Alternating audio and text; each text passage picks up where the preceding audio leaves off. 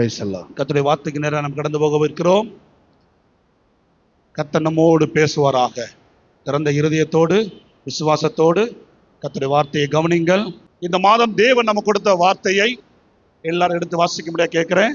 1 பேதுரு 5வது அதிகாரம் 6வது வசனம்.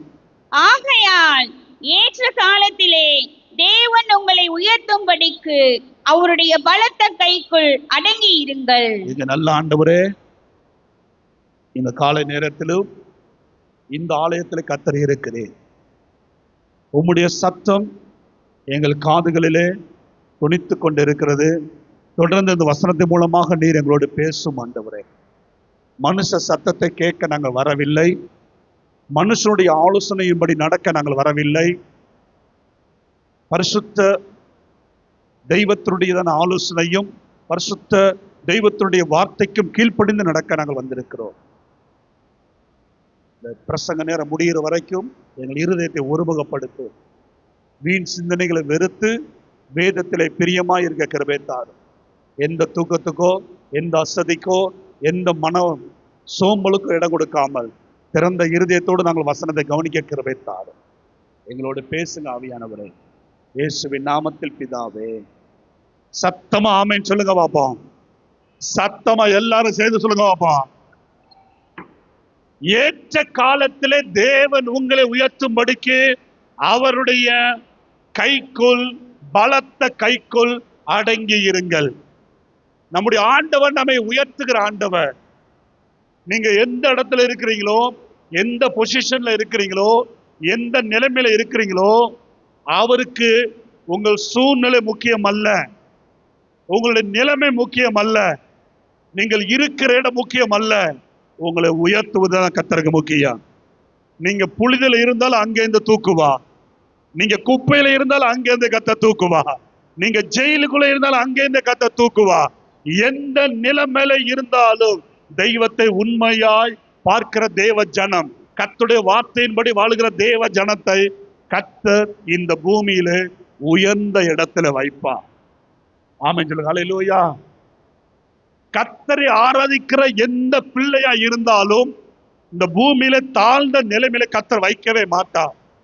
தாழ்ந்த நிலைமையிலே, ஏளன நிலைமையிலே, அவதூறான நிலைமையிலே, வெட்கமான நிலைமையிலே ஒரு தேவனுடைய பிள்ளை இருக்கும் என்றால் கர்த்தர் அதுக்கு காரணம் அல்ல, அந்த வாழ்க்கை தான் காரணம். அவர்கள் நிலைமை தான் அதற்கு காரணம். என் ஆண்டுடைய வார்த்தை ஒரு நாள் பொய் சொல்லாது. என் ஆண்டவர் ஒரு நாள் யாரையும் ஏமாற்ற மாட்டார். அவர் உயர்த்துகிற தெய்வம், உயர்ந்த இடத்துல வைத்து அழகு பார்க்கிற தெய்வம். மனிதர்கள் உயர்ந்த இடத்துல இருந்தால் அவர்களுக்கு இருதயம் தாங்காது, இருதயம் பொறுக்காது. ஆனால் இந்த ஆண்டவர் தம்முடைய பிள்ளையை உயர்த்தி வைத்து அழகு பார்க்கிற ஒரு தெய்வம் அவர். ஆமென் சொல்லுங்க. ஹல்லேலூயா. இந்த மாதத்திலே கர்த்தரை நாம் கற்றுக்கொண்டு வருகிறோம். யாரை உயர்த்துவார், எதை உயர்த்துவார், எப்படி உயர்த்துவார், கடந்த 2 வாரம் நம்ம கற்றுக்கொண்டோம். ஆமென் சொல்லுங்க. ஆமென் சொல்லுங்க. ஹல்லேலூயா. கர்த்தர் நல்லவர், கர்த்தர் நல்லவர். இந்த நாளிலே கர்த்தர் நம்மோடு பேச இருக்கிறார். ஏற்ற காலத்திலே நான் உங்களை உயர்த்துவேன். இன் டியூ டைம், சரியான பக்குவமான பொருத்தமான நேரத்தில் தெய்வம் நம்மை உயர்த்துவார். ஹல்லேலூயா. ஆண்டவர் உயர்த்துவதற்கு தகுதியை நம்மிடத்தில் எதிர்பார்க்கிறார். ஆண்டவர் நம்மை உயர்த்துவதற்கு குணாதிசயங்களை நம்மிடத்தில் எதிர்பார்க்கிறார். இன்னொரு பகுதி இருக்குது, அவர் உயர்த்துவதற்கு ஒரு காலத்தை அவர் நியமித்து வைத்திருக்கிறார். ஹல்லேலூயா. நம்ம இடத்துல தகுதிகள் இருந்தாலும், நம்ம இடத்துல குணாதிசயம் சரியா இருந்தாலும், சரியான நேரம் வராவிட்டால் கர்த்தர் உயர்த்துவது தாமதமாகும். ஏற்ற நேரம் கடவுளுடைய நேரம். ஆமென் சொல்லுங்க. நம்முடைய கடிகாரம் நேரத்தை காட்டும், நம்முடைய கடிகாரம் நேரத்தை காட்டும். தேவனுடைய கடிகாரம் சரியான காலத்தை காட்டும். நம்முடைய கடிகாரத்தில் பேட்டரி சரியா இல்லைன்னா டைம் பின்தங்கும், இல்ல டைம் முன்னாடி போகும். சரியானது என்ன செய்யாது, காட்டாது. ஆனா தேவனுடைய கடிகாரத்திலே இந்த பிரச்சனையே கிடையாது. அவருடைய கடிகாரம் எப்பொழுதும் சரியான நேரத்தை மட்டும்தான் காட்டும். அவர் பாப்பா, நீங்க உங்க கடிகாரத்தை வைத்துக் கொண்டு ஆண்டவர் செய்யலையே, ஆண்டவர் செய்யலையே, கால தாமதம் ஆகுது, கால தாமதம் ஆகுது, ஐயோ டைம் ஆகுது, நாட்கள் ஆகுது, ஐயோ ஐயோ ஐயோ, நம்ம டைமை பார்த்து நம்ம படபடக்கிறோம். ஆனா கர்த்தர் டைம் பார்ப்பார். இல்லப்பா, இன்னும் 2 நாள் இருக்கு, இன்னும் 2 மாசம் இருக்குது, இன்னும் கொஞ்ச நாள் இருக்குது, வெயிட் பண்ணு. ஐயோ ஆண்டவரே, முடியல. நம்முடைய நேரத்தை வைத்துக் கொண்டு நாம் படபடக்க வேண்டாம். இந்த நேரத்தை மறந்துடுங்க. உங்க நேரத்தை நீங்கள் மறந்து விடுங்கள். உங்களை உயர்த்துவதற்கு, உங்களை ஆசீர்வதிப்பதற்கு ஆண்டோடைய நேரம் ஒன்று இருக்குது. அந்த நேரம் வரைக்கும் வேதம் சொல்லி இருக்கிறது, அவர் கைக்குள் அடங்கி இருங்கள். ஆமா சொல்லுங்க. Due time, proper time. இன்னொரு லாங்குவேஜ் அழகா போட்டு good time. Good news bible அழகா போட்டிருக்குது. குட் டைம்ல அவர் உங்களை உயர்த்துவார். நல்ல நேரத்துல வந்து செய்வாரு. குடுக்கு போல சொல்லுவோம் பாருங்க, நல்ல காலம் வரப்போகுது, நல்ல நேரம் வரப்போகுது. அவன் சொல்றது வராது.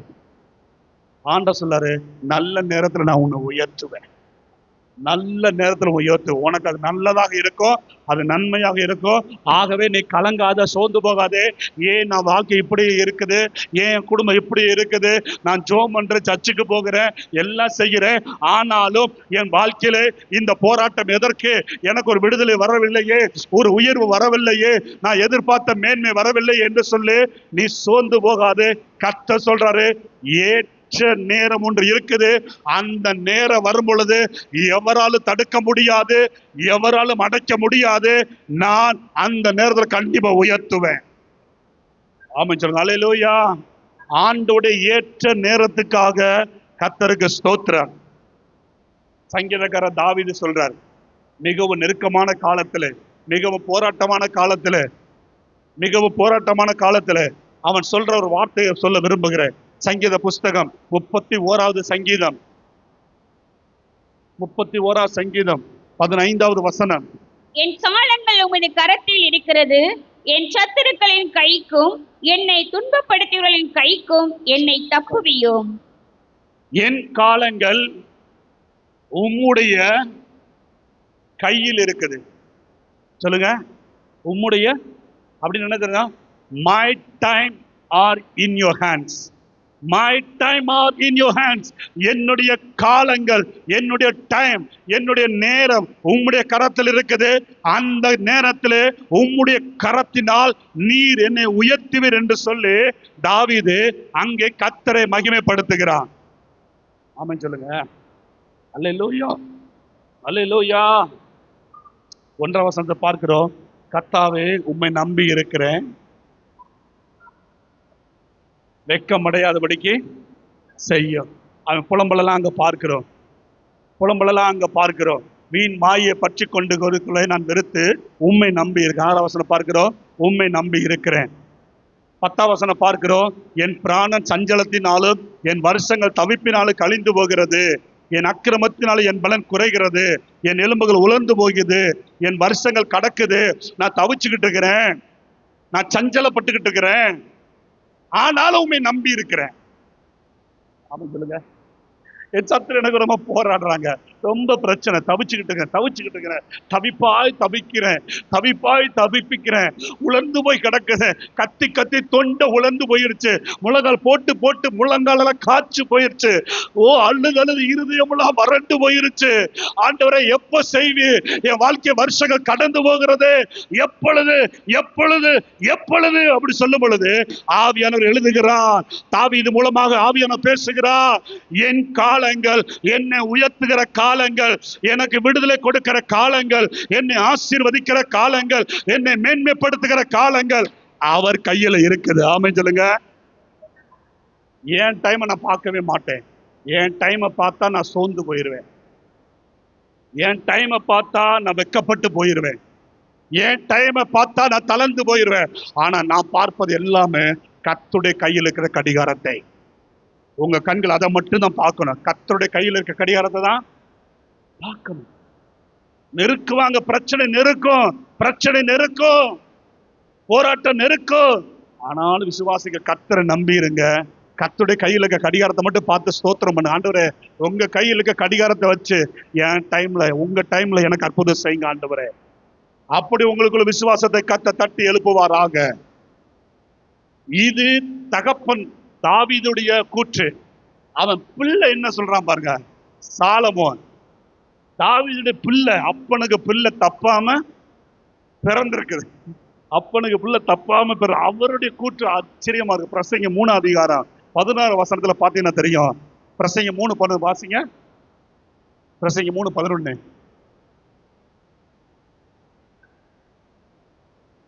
அவர் சகலத்தையும் அதினதின் காலத்திலே நேர்த்தியாக செய்திருக்கிறார். யார் சொல்றா? Very good, very good, very good. கவனிங்க, இவரும் காலத்தை பத்தி பேசுறார். அவர் சகலத்தையும் அதினதின் காலத்தில். அவ்வளவுதான். இந்த விசுவாசம் உங்களுக்கு வந்துருச்சுன்னா வாயில உரியடிக்க மாட்டோம். ஆமாம் சொல்லுங்க. அல்லேலூயா. எவன்கிட்ட போய் யார் முன்னாடி போய் புலம்பிட்டு இருக்க மாட்டீங்க. எவன்கிட்ட போய் கையேந்த மாட்டோம். யார்கிட்ட போய் அழமாட்டோம். இந்த விசுவாசம் யாருக்குள்ள இருக்குதோ மனசுல வச்சுக்கோங்க. உலகத்துல எந்த மனுஷன் முன்னாடியும் போய் நீங்க கையேந்தி அழுது வெக்கப்பட்டு நிக்கவே அவசியம் இல்ல. இந்த விசுவாசம் உடையவர்கள் வாழ்க்கையிலே கர்த்தர் சொல்லுகிறா, ஏற்ற நேரத்தில் நான் உன்னை உயர்த்துவேன். அதின் காலத்தில் கர்த்தர் நேர்த்தியாய் செய்கிறார். அவர் நேரத்தில் வருகிறது மட்டும்தான் நேர்த்தியாய் இருக்கும். அவர் நேரம் இல்லாமல் வருகிறது எல்லாமே பிரச்சனையாய் இருக்கும்.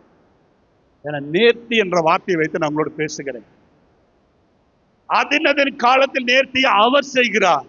அவர் டைம்ல நடந்தா மட்டும்தான் அது நேர்த்தியா இருக்கும். நேர்த்தியான பெர்ஃபெக்டா இருக்கும். அவர் நேரம் இல்லாமல் நாமளாகவே குறுக்கு வழியிலே நம்முடைய மூளை சொல்றபடி, மனுஷங்க சொல்றபடி ஒரு காரியத்தை செஞ்சு பாருங்க, அது வாழ்நாள் முழுவதும் பிரச்சனையா இருக்கும். சொல்லுங்க, வாழ்நாள் முழுவதும் பிரச்சனையா இருக்கும்.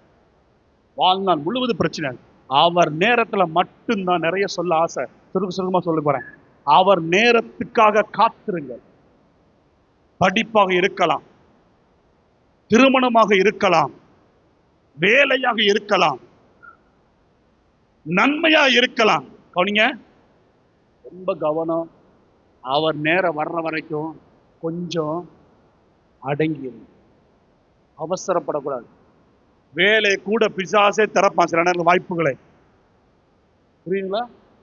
வேலையை கூட பிசாசே திறந்து கொடுப்பான், ஆஃபர் கொடுப்பான். கல்யாண காரியத்துல பிசாசே ஆஃபர் கொடுப்பான். உயர்வு ப்ரமோஷன்ல பிசாசே ஆஃபர் கொடுப்பான். வேதத்துல நீங்க சில காரியம் உதாரணத்தை சொல்ல விரும்புறேன். தேவனுடைய நேரம் இல்லாமல், தேவனுடைய அனுமதி இல்லாமல், தேவனுடைய பிளான் இல்லாமல், தேவனுடைய விருப்பம் இல்லாமல் நடக்கிற எந்த செயலும் நேர்த்தியா இருக்காது, பெர்ஃபெக்டாக இருக்காது. அது பிரச்சனைக்குரிய ஒரு விஷயமாக இருக்கும் என்பதிலே வேதம் தெளிவாய் சொல்லுகிறது. ஆமென். அல்லேலூயா. கல்யாணத்துக்காக சொல்றேன், கல்யாண காரியமா சொல்றேன்.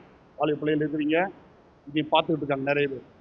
கல்யாண காரியம் வரும் பொழுது திருமண நாட்களுக்காக ஸ்தோத்திரம் பண்ணி ஜெபிக்கணும். நிறைய பேர் கர்த்தருடைய காரியத்துக்காக காத்திருப்பது கிடையாது.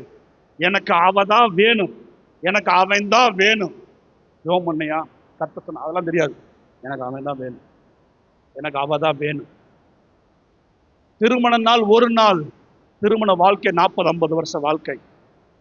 திருமண நாளுக்காக இன்னைக்கு விசுவாசிகள், பிள்ளைகள் தடமாறிக்கொண்டிருக்கிறார்கள்.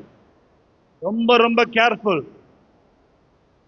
ரொம்ப ரொம்ப இதுல தேவனுடைய சித்தம் இருக்குதா, பரிசுத்தவான்கள் என்ன சொல்றாங்க, வசனம் என்ன சொல்லுது, அதன்படி அதை தெரிந்து கொள்ள வேண்டும். நிறைய சொல்லிட்டு போறேன். கர்த்தர் இன்னைக்கு ஒரு பிடிக்க போறார். நம்மோடு கர்த்தர் பேசுவாராக. திருமண காரியத்திலே தவறு பண்ணின நிறைய பரிசுத்தவான்கள் வேதத்தை நான் சொல்ல விரும்புறேன். திருமண நாளுக்காக காத்திருக்க வேண்டும். இதுதான் வேணும், இதுதான் வேணும், அடம் பிடிக்கவே கூடாது. அடம் பிடிக்கவே கூடாது. தயவுசெய்து சொல்றேன், கர்த்தர் சித்தமா இருந்தால் அருகில கொண்டு வருவார். கர்த்தருடைய ஏற்ற நேரம், கர்த்தர் சொல்ல ஏற்ற நேரம் வந்த உடனே ஆதாமுக்கு பக்கத்துல ஏவாளை கொண்டு வந்தார்.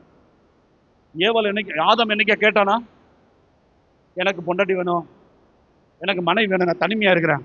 ஆதாம் என்னைக்கா கேட்டானா? அவன் வேலையை பார்த்துட்டே இருந்தான்.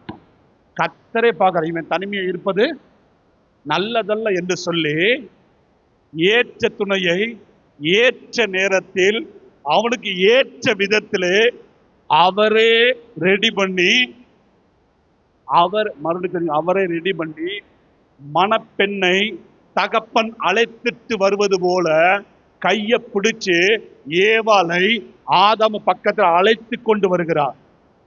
இதுதான் ஏற்ற நேரம். இன்னைக்கு பிள்ளைகள் எப்படி பண்றாங்க? இவங்களே அழைச்சிட்டு போயிடுறாங்க. இவங்க என்ன செஞ்சிடறாங்க? சரியா தவறா? இல்லைங்க, நிறைய இடத்துல பார்க்குற ஒரு பார்லிமெண்ட் நியூஸ்ல பார்க்குற கிறிஸ்தவர்கள், கிறிஸ்தவ பெண்ணு, கிறிஸ்தவ பையன் நாகர்கள் சைடில் போலீஸ் ஸ்டேஷன்ல போய் நிற்கிறாங்க. இது தேவ சுத்தமா? இல்லை. ஏன் அவசரப்படுறாங்க? கர்த்தர் அந்த பையன் தான் உனக்கு அப்படின்னா, அந்த பொண்ணு தான் உனக்கு அப்படின்னா, கர்த்தரிடத்துல உட்கார்ந்து ஜெபம் பண்ணுங்க. எவ்வளவு எதிர்ப்பா இருந்தாலும் யோபு 42:2 சொல்றது போல, தேவரீ சகலத்தை செய்ய வல்லவ, நீ செய்ய நினைக்கிறது எதுவும் என் வாழ்க்கையில தடைபடாது என்பதை அறிந்திருக்கிறேன். தடைபடாது என்பதை அறிந்திருக்கிறேன். தேவனுடைய நேரத்துக்கு முன்பதாக நமக்கு கிடைப்பது 3 காரியங்கள் சொல்ல விரும்புறேன்.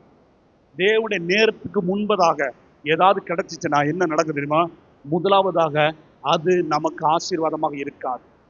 அது படிப்பாக இருக்கலாம், பணமாக இருக்கலாம், உயர்வாக இருக்கலாம், திருமணமாக இருக்கலாம், ஊழியமாக இருக்கலாம், சபையாக இருக்கலாம். எதுவானாலும் தேவனுடைய நேரத்துக்கு முன்பதாக, ஏற்ற காலத்துக்கு வர வெயிட் பண்ண மாட்டேன். நானே பார்த்துக்கிறேன் ஆண்டவரே, நானே ரெடி பண்ணிக்கிறேன். எனக்கான மூளை இல்லையா, எனக்கான ஆள் இல்லையா, எனக்கான பலம் இல்லையா, எனக்கான புத்தி இல்லையா, எனக்கான சொந்த பந்தம் இல்லையா, எனக்கான ஃப்ரெண்ட்ஸ் இல்லையா, நானே என் கோட்டை அமைத்துக் கொள்ளுகிறேன் என்று சொல்லுகிற ஒரு வாழ்க்கையிலே கர்த்தர் சொல்ற ஒரு வார்த்தை இப்போது ஆசீர்வாதமா இருக்கும். அது முடிவில் உனக்கு ஆசீர்வாதமாக. நீதிமொழிகள் புஸ்தகம் 20:21 வாசிங்க. நீதிமொழிகள் 20:21 வாசிங்க. ஆரம்பத்திலே துரிதமாக கிடைத்த சுதந்திரம் முடிவிலே ஆசீர்வாதம் பெறாது. ஆரம்பத்திலே, சத்தமா சொல்லுங்க. ஆரம்பத்திலே, எல்லா சத்தமா, எல்லாம் வாயத்தை வச்சுருங்க. ஆரம்பத்திலே, எல்லாரும் வாயத்தை வச்சு, ஆரம்பத்திலே துரிதமாக கிடைப்பது எனக்கு முடிவு வரைக்கும் ஆசீர்வாதமாக இருக்காது. ஆமென்.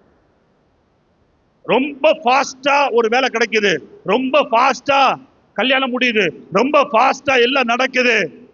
அந்த முடிவு எடுத்து பாருங்க, மிகவும் பரிதாபமாக இருக்கும். அந்த திருமண வாழ்க்கையில நிறைய பேர் பாருங்க, காதல் கல்யாணம் பண்ண நிறைய பேர் வாழ்க்கை பாருங்க, அந்த நாள் சந்தோஷமா இருப்பாங்க, ஒரு வாரம் சந்தோஷமா இருப்பாங்க. அதுக்கப்புறம் பாருங்க, பேசாம அமைதியா இருந்திருக்கலாம், போய் இவளை கட்டுனேனே, போய் இவனை வேணும்னு சொல்லி கட்டுனேனே. நிறைய பேர் என்ன சொல்லியிருக்காங்க, நிறைய பேர் ஆணித்தரமா சொல்ல முடியும். அதனாலதான் ஸ்ட்ரெயிட்டா நான் சொல்றேன், நல்லா இருக்கியாம்மா, நல்லா இருக்கியாப்பா அப்படி கேட்டா என் தலையெழுத்து. எங்க அம்மா அப்பவே சொன்னாங்க, எங்க பாஸ்ட் அப்பவே சொன்னாங்க, ஒரு பையன் சொல்ற, எங்க பாஸ்ட் அப்பவே சொன்னாங்க, போய் இவளுக்காக நின்று போலீஸ் அடிலாம் வாங்கினேன். ஒருத்தன் சொல்றான், போலீஸ் அடிலாம் வாங்கினேன், எல்லாரும் காரி துப்புனாங்க. இன்னைக்கு என் வாழ்க்கை ரொம்ப கஷ்டமா இருக்கு, என்னை வச்சு செய்யறா பாஸ்டர், என்னைய வச்சு செய்யறாப்பா. முடிவில் ஆசீர்வாதம் பெறாது. அதனால பைபிள் ரொம்ப முக்கியம் சொல்லுது, தேவ சித்தம், தேவ நேரம், தேவ காரியம், கர்த்தரே நேர்த்தி அமைப்பா. வெயிட் பண்ணு. நான் பாஸ்டமா கையை பிடிக்க முடியாது, எனக்கு 35 வயசு. 35 வயசுல கையை பிடிச்சேன். வெயிட் பண்ணணும். அதுக்காக ஆண்டவர் நேரம் வர்ற வரைக்கும் வெயிட் பண்ண. இல்லையா, நான் அப்படிதான் ஜோமனேன், கிடைக்கலையா ஃபாதர் மாதிரி மாறிடணும், பெர்ஃபார்மன்ஸ் மாதிரி. அன்னகர் என்ன செஞ்சணும், மாறிடணும், அவ்வளவுதான். ஊழியம் செய்யணும், அவ்வளவுதான். நேற்று நேரம் வரைக்கும் வெயிட் பண்ணிட்டேன். அப்படி வெயிட் பண்ணனால இன்னைக்கு உண்மையிலேயே அழகான மனைவி, அழகான பிள்ளைகள், அழகான குடும்பத்தை கர்த்தர் கொடுத்து நல்லா வச்சிருக்கிறேன்.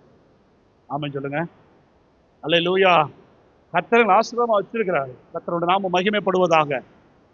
முடிவிலே ஆசீர்வாதம் பெறாது. இரண்டாவது, தேவ நேரத்துக்கு முன்பதாக நமக்கு ஒன்று கிடைத்தால் தேவ சித்தம் அதுல இருக்காது. சொல்லுங்க, தேவ சித்தம் அதிலே இருக்காது. வாசிங்க மார்க்கு சுவிசேஷ புஸ்தகம் 13வது அதிகாரம் 4வது வசனம். மார்க்கு சுவிசேஷ புஸ்தகம் 13வது அதிகாரம் 4வது வசனம். ஒருத்தர் வாசிங்க, இன்னொருத்தர் 32வது வசனம் வாசிங்க. வாசிங்க வாசிங்க. இவைகள் எப்பொழுது சம்பவிக்கும்? இவைகள் எல்லாம் நிறைவேறும் காலத்துக்கு அடையாளம் என்ன? இவைகள் எல்லாம் நிறைவேறும் காலத்துக்கு அடையாளம் என்ன? எங்களுக்கு சொல்ல வேண்டும் என்றார்கள். புரியும் உங்களுக்கு. ஏசப்பாட்ட வந்து கேட்கிறாங்க, ஏசப்பா இதெல்லாம் எப்ப நடக்கும், எந்த காலத்துல நடக்கும் சொல்லுங்க, நீர் எப்ப வருவீர் சொன்னீங்கம்மா, நீர் எப்ப வருவீர்? சீசர்கள் கேட்கிறாங்க, எப்பதான் வருவீர் சொல்லிக்கிட்டே இருக்கிறீங்க, பிதா எப்ப வருவாரு, எப்ப நாங்களும் எடுத்துக்கொள்ளப்படுவோம், நிறைவேற காலம் என்ன, காலத்தை குறித்து அவங்களை கேட்கிறாங்க. அந்த டைம் மட்டும் என்கிட்ட சொல்லுங்க, அந்த டைமுக்கு நாங்க ஆயத்தம் ஆயிக்கிறோம், டைம் மட்டும் சொல்லுங்க. அப்படி சொல்லும் போது ஏசப்பா சொல்றாரு, 32வது வசனம் வாசிங்க. கொஞ்சம் சீக்கிரம் வாசிங்க. அந்த நாளிகையும் பிதா ஒருவர் தவிர மற்றொருவனும் அறியான், பரலோகத்தில் உள்ள தூதர்களும் அறியார்கள், குமாரனும் அறியான். ஸ்தோத்திரம். என்ன சொன்னாரு? எந்த டைம் கேட்கிறாங்க. ஏசப்பா என்ன சொல்லிருக்கணும்? டைம் சொன்னாரா? எனக்கே தெரியாதுப்பா, பரலோகத்தில் இருக்க தூதருக்கும் தெரியாது, யாருக்குமே தெரியாது. தேவன் செய்ய போகிற காலம் யாருக்குமே தெரியாது, எனக்கே தெரியாது. அப்படியே குமாரன் அப்புறம் அவர் என்ன கடவுள் இல்லையா? நீங்க கேட்கலாம். அவர் 100% மனுஷன் அந்த பூமியில் என்ன பண்ணாரு? இருந்தார். ஒரு மனுஷன் என்ன சொல்லுவானோ அதை அவர் சொல்லுகிறார். அவர் கடவுள் தான். அவரே சொல்றாரு, மனுஷனா இருக்கிற ஒருத்தனுக்கு தெரியாது. ஏன்? தேவன் பக்கத்துல இருக்கிற தூதர்கள் கூட என்ன செய்யாது. எப்ப இயேசு கிளம்ப போறாரு, எப்ப பிதா கிளம்பி இந்த பூமிக்கு வர போறாரு, எப்ப எல்லாரும் எடுத்துக்கொள்ள போகிறாரு, யாருக்கு தெரியாது. ஏன்? கவனிக்க, அவருடைய நேரத்துக்கு முன்னாடி வரலாம். எல்லாரும் கூப்பிடுறோம்ல, ஏசப்பா வாங்க, ஏசப்பா வாங்க, ஏசப்பா வாங்க, ஏசப்பா வாங்கன்னு கூப்பிடுறோம்ல. இவ்வளவு பரபரக்கிறாங்களப்பா, ரொம்ப கஷ்டப்படுறாங்க. பரலோகத்துக்குள்ள எழுதிக்கலாம், கூட்டு போயிடலாம், போதும், இத்தனை கோடி ஜனங்க இருக்கிறாங்க, போதும் அப்படின்னு சொல்லி ஏசப்பா இன்னைக்கு வந்து எல்லாத்தையும் கூட்டு போயிடலாம். ஏன் அவர் அவருடைய நேரத்துக்காக காத்திருக்கிறார்? ஏன் அவருடைய நேரத்துக்காக காத்திருக்கிறார்? 2 பேதுரு 2வது அதிகாரம், 2 பேதுரு 3வது அதிகாரம் 9வது வசனம் வாசித்து பார்த்தா தெரியும். அவர் தாமதிக்கிறார், அவருடைய நேரத்துக்காக அவர் தாமதிக்கிறார். வாசிங்க, தாமதிக்கிறார் என்று சிலர் எண்ணுகிறபடி. 3:9. சீக்கிரம் மைக்ல தாமதிக்கிறார் என்று சிலர் எண்ணுகிறபடி கர்த்தர் தமது வாக்குத்தத்தத்தை குறித்து தாமதமாயிராமல் ஒருவரும் கெட்டு போகாமல் எல்லாரும் மனம் திரும்ப வேண்டும் என்று விரும்பி நம்மே நீடிய பொறுமையுள்ளவராய் இருக்கிறார். ஏன் கர்த்தர் ஏற்ற நேரம் வெயிட் பண்றாரு? எல்லாரும் ரட்சிக்கப்படணும். ஏன் ஆண்டவர் தாமதிக்கிறாரு? இப்ப வந்தா இந்த அண்ணா நகர்ல இருக்கிற ஒரு 2 பேர் 3 பேர் தான் என்ன செய்வாங்க? பரலோகத்துக்கு போவாங்க. மற்றவங்க எங்க போவாங்க? நரகத்துக்கு போவாங்க, நரகத்துக்கு போயிருவாங்க. ஒரு 2 பேர் 3 பேர், அவ்வளவுதான். அப்ப ஆண்டோட சித்தம் இது கிடையாது. எல்லாரும் மனம் திரும்ப கர்த்தர் வெயிட் பண்றாரு. 1 தீமோத்தேயு 2:4 வாசிங்க. 1 தீமோத்தேயு 2:4. எல்லா மனுஷரும் மனம் திரும்ப வேண்டும், சத்தியத்தை அறிகிற அறிவை அடையவும் அவர் சித்தமுள்ளவராய் இருக்கிறார். இப்ப பாருங்க, இதுதான் தேவ சித்தம். சொல்லுங்க, சத்தமா சொல்லுங்க. எல்லாரும் மனம் திரும்புவதுதான் தேவனுடைய சித்தம். அதுதான் அவருடைய நேரம். அவருடைய நேரம் தான் அவருடைய சித்தம். அவருடைய நேரத்தில் அவர் வருவதுதான் அவருடைய சித்தம். அப்ப ஆண்டவர் சொல்றாரு, ஏன் நேரத்துல உனக்கு சுகத்தை கொடுப்பதுதான் என்னுடைய சித்தம். ஏன் நேரத்துல வந்து உன்னை உயர்த்துவதுதான் என்னுடைய சித்தம். நீ நினைக்கலாம், ஆண்டவர் ஏன் சித்தத்தைப்படி நடத்துங்க. ஏன் மூளை சொல்லுது பாத்தீங்களா, நாளைக்கு காலையில 11:30 மணிக்கு எனக்கு இது வரணும். இது ஏன் மூளை சொல்றது, ஏன் சித்தம் செய்யறது, ஏன் சித்தம் சொல்றது. இந்த ஆர்டர் போடுறதுக்காக நம்மை கர்த்தர் வைக்கவில்லை. கர்த்தாவை உம்முடைய நேரத்துல செய்யுங்க. அவருடைய சித்தத்துக்கு நம்மை ஒப்பு கொடுக்க வேண்டும். பிரதானமானது அவருடைய நேரத்துக்கு முன்பதாக நாம் திருமணம் முடித்தாலும் அவருடைய நேரத்துக்கு முன்பதாக நமக்கு வேலை கிடைத்தாலும், அவருடைய நேரத்துக்கு முன்பதாக நமக்கு படிப்பு உயர்வு கிடைத்தாலும், அவருடைய நேரத்துக்கு முன்பதாக பிசாசு கொடுக்கிற ஆஃபர் கிடைச்சாலும் அதுல தேவ சித்தம் இருக்காது. ஆமென் சொல்லுங்க. தேவ சித்தம் இருக்காது. நல்லா புரிஞ்சுக்கணும். தேவன் கொடுத்ததுக்கு பிசாசு கொடுத்ததுக்கு வித்தியாசம் இருக்குது. பிசாசு கொடுத்து அமைத்த குடும்பத்துக்கும், பிசாசு அமைத்த வேலைக்கும், பிசாசு அமைத்த படிப்புக்கும், பிசாசு அமைத்து கொடுத்த ஆசீர்வாதத்துக்கும் வித்தியாசம் இருக்குது. அது தேவனுடைய கொடுத்ததுக்கு அப்படி ஆப்போசிட்டா இருக்கும். நான் ஒண்ணு சொன்னேன் முதல்ல, அது ஆசீர்வாதமாக இருக்காது, அதுல வருத்தம் இருக்கு. ரெண்டாவது என்ன சொல்றேன், சமாதானம் அதுல என்ன செய்யாது, குழப்பம் இருக்கும். எப்போ பார்த்தாலும் குழப்பம் இருக்கும். அந்த திருமணத்துல குழப்பம் இருக்கும், அந்த வேலையில குழப்பம் இருக்கும், பிரச்சனை இருக்கும், மன உளைச்சல் இருக்கும். தேவனுடைய நேரத்துக்கு முன்பதாக கிடைச்ச எந்த காரியமா இருந்தாலும் நம்முடைய வாழ்க்கையில அந்த மன உளைச்சலை கொண்டு வரும். மனதுல சமாதானம் இருக்காது. எப்போ பார்த்தாலும் அதுல குழப்பங்கள், வேதனைகள், நெருக்கங்கள் இருந்துகிட்டே இருக்கும். சமாதானம் இருக்காது. ஒரே ஒரு உதாரணம் சொல்ல விரும்புறேன். ஆபிரகாமுக்கு குழந்தை இல்லை. ஆண்டவர் குழந்தையை கொடுப்பேன் என்று வாக்கு, சத்தமா சொல்லுங்க, கொடுத்திருந்தார். குழந்தை தாமதமாச்சு. உடனே நம்ம பாட்டி ஒரு முடிவு எடுத்தாங்க. என்ன முடிவு? நம்ம பாட்டி சாரா பாட்டி ஒரு முடிவு எடுக்கிறா. ஏங்க வாங்க, ஏங்க வாங்க, கேளுங்க, அப்படியே மந்திரம் போடுறா. இனி எனக்கு குழந்தை பிறக்கிறது வாய்ப்பில்லை. ஏன்ட்ட ஒரு வேலைக்காரி இருக்கிறா. அவ பேர் என்ன பேரு? ஆகார். அந்த ஆகார் இடத்துல நீர் சேர்ந்து ஒரு சந்ததியை உண்டாக்கும். அந்த சந்ததியை நான் ஏன் சந்ததியா வளர்த்துக்கிறேன், அது நம்ம சந்ததியா மாறட்டும். இது தேவன் சொன்ன ரூட்டா? ஆண்டவர் என்ன சொன்னாரு? உன் மனைவியாகிய சாராள் இடத்துல உன் குழந்தை வாக்குத்தத்தத்தில் மகன் பிறப்பான். இதுதான் தேவ திட்டம். இதுலதான் தேவனுடைய சமாதானம் இருக்குது. இவன் உள்டாவ பண்ணான். ஆதியாகமத்தின் புஸ்தகம் 16வது அதிகாரம் 1-2 வசனத்துல பாத்தீங்கன்னா தெரியும். ஆபிரகாமுடைய மனைவி சாராய்க்கு பிள்ளை இல்லாதிருந்தது. எகிப்து தேசத்தாலாகிய ஆகார் என்னும் பெயர் கொண்ட ஒரு அடிமை பெண் அவளுக்கு இருந்தாள். கர்த்தர் சாராய் ஆபிரகாமை நோக்கி, நான் பிள்ளை பெறாதபடிக்கு கர்த்தரின் கற்பத்தை அடைத்திருக்கிறார்.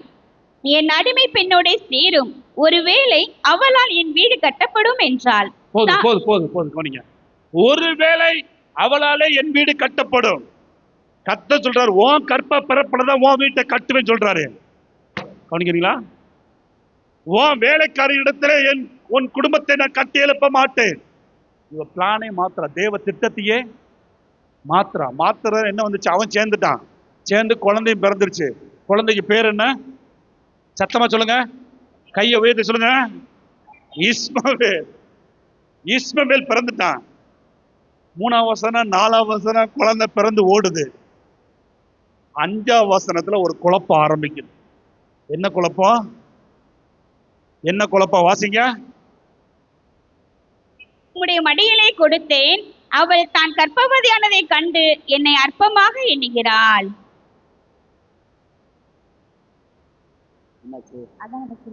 அற்பமாக எண்ணுகிறாள். கர்த்தர் எனக்கும் உமக்கும் நடுநின்று நியாயம் தீர்ப்பாராக என்றாள். ஆமென், ஆமென். கவனிங்க, என்னை அற்பமா எண்ணுகிறாள், என்னை அற்பமா எண்ணுகிறாள், என்னை அற்பமா எண்ணுகிறாள். குடும்பத்தில் பிரச்சனை ஸ்டார்ட் ஆயிடுச்சு. ஒன்னொன்னா சொல்றேன், கவனிங்க. தேவனுடைய நேரம் இல்லாமல் எதையும் தயவு செய்து அமைச்சிடாதீங்க, அவசரப்பட்டுறாதீங்க. காட்ஸ் டைம் வர்ற வரைக்கும் வெயிட் பண்ணுங்க. இந்த குடும்பம் ஆபிரகாம் வெயிட் பண்ணல, அவசரப்பட்டான். குழந்தைக்காக அவசரப்பட்டு வேற ரூட் எடுத்து அவன் போனதுனால குடும்பத்துல முதல்ல பிரச்சனை வருது. சாராளுக்கும் ஆபிரகாமுக்கும் சண்டை வர ஆரம்பிச்சிருச்சு. சண்டை முத்துது. 17 அதிகாரம், 18 அதிகாரம், 19, 20, 21 வரைக்கும் சண்டை போகுது. எல்லாம் 21 அதிகாரம் எடுங்க. 21வது அதிகாரம். ஆமே 10வது வசனத்திலே பார்த்தீங்கன்னா தெரியும். சாராள் ஆபிரகாமை நோக்கி, இந்த அடிமை பெண்ணையோ அவள் மகனையோ வீட்டை விட்டு வெளியே அனுப்பும். இந்த அடிமை பெண்ணின் மகன் என் குமாரனாக ஈசாக்கோடு, தன் மகனை குறித்து சொல்லப்பட்ட இந்த காரியம் ஆபிரகாமுக்கு மிகுந்த துக்கமா இருந்தது, வருத்தமாகும், துக்கமா இருந்துச்சு. சமாதானம் போயிருச்சு. ஆபிரகாமை விட்டு சமாதானம் போயிருச்சு. தேவ சித்தம் இல்லாமல் ஆபிரகாம் விசுவாசத்தை தகப்பன், முப்பதாக்களின் தகப்பன், தேவனுடைய சிநேகிதன் இருந்தாலும் அவன் தடுமாறின விஷயத்தை கர்த்தர் மறைக்கவில்லை. எவ்வளவு பெரிய பரிசுத்தவனா இருந்தாலும் இந்த விஷயத்துல நாம் தடுமாறுகிற ஒரு கட்டம் வரும். கவனிக்கிறீங்களா? ரொம்ப ரொம்ப முக்கியம். பயத்தோடு சொல்றேன். எவ்வளவு ஒரு பரிசுத்தவனா இருந்தாலும் தேவனுடைய நேரத்தை அவமதிக்கிற ஒரு கட்டம் எல்லாருக்கும் வருவது உண்டு. பிசாசு கொண்டு வர ஒரு ஆஃபர் வரும். புரியுங்களா?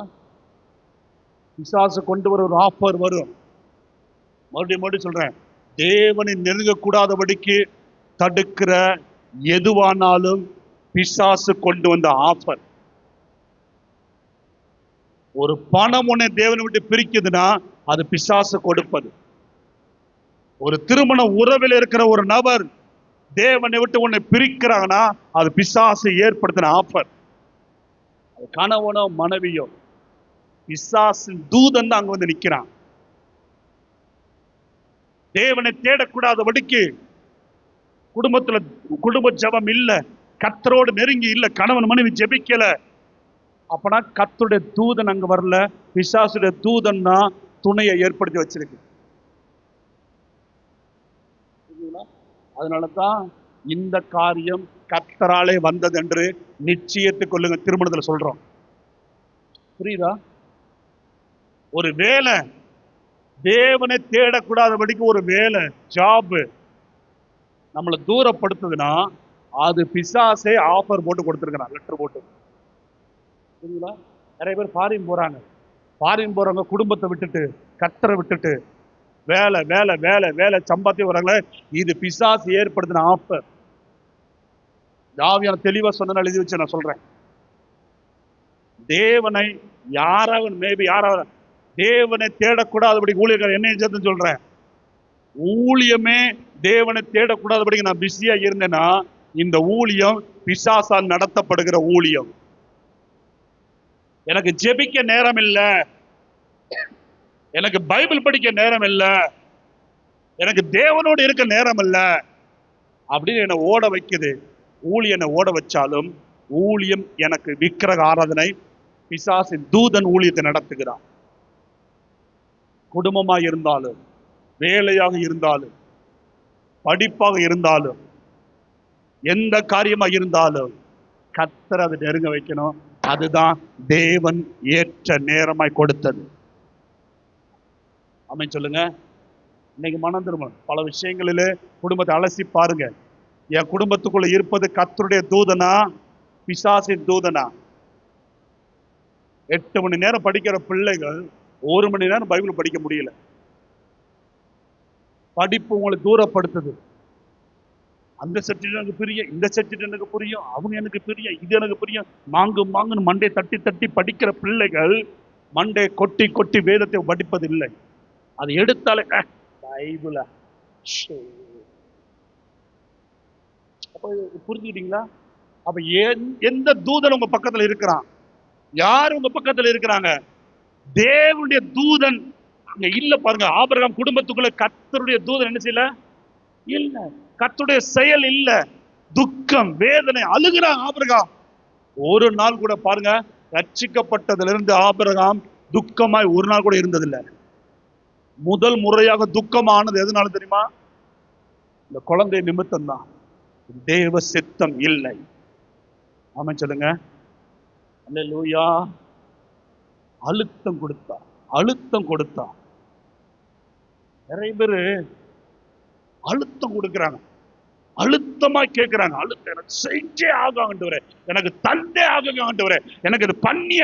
தேவனிடத்திலே நான் பிரஷர் கொடுக்க கூடாது. நிறைய பேர் பிரஷர் கொடுப்பாங்க தெரியுமா? பிரஷர் கொடுக்க மாதிரி பிஷு கத்திக்கிட்டே கிடப்பாங்க. பார்த்தா அழுத்தம் கொடுத்துட்டே இருப்பாங்க ஆண்டவர்கிட்ட. அப்படிலாம் ரொம்பலாம் ஆண்டவர் அழுத்தம் கொடுத்து ஆண்டவர்கிட்ட என்ன செய்யக்கூடாது? ஜெபிக்க கூடாது. அழுத்தம் கொடுக்க கூடாது. ஆண்டவரே அதனாலதான் ஜெபத்துல அழுத்தமா ஜெபிங்க பைபிள் எங்கேயும் போடல. எங்கேயா போட்டிருக்கா? அழுத்தம் கொடுத்து ஜெபிங்க எங்கேயா போட்டிருக்கா? இல்ல.